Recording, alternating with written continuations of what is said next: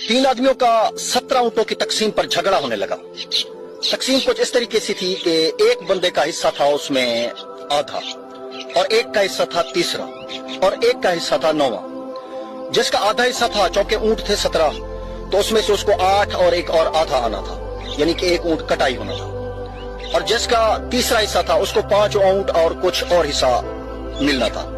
इसी तरीके से जिसका 9वां हिस्सा था उसको 2 ऊंटों से थोड़ा कम हिस्सा मिलना था।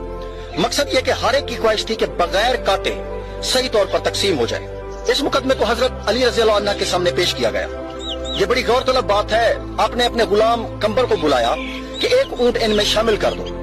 क्योंकि पहले 17 थे, अब ऊंट कितने हो गए?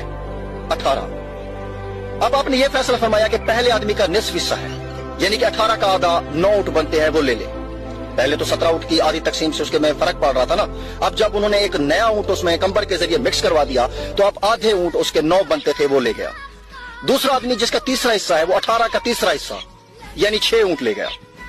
और तीसरा आदमी जिसका कुल ऊंटों का 9वां हिस्सा है वो 18 का 9वां हिस्सा यानी कि 2 ऊंट रख ले।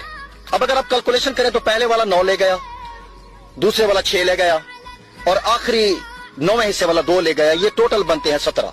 अब एक ऊंट बच गया, वो कंबर वापस ले गया, क्योंकि वो ऊंट तो फैसला करने के लिए शामिल किया गया था।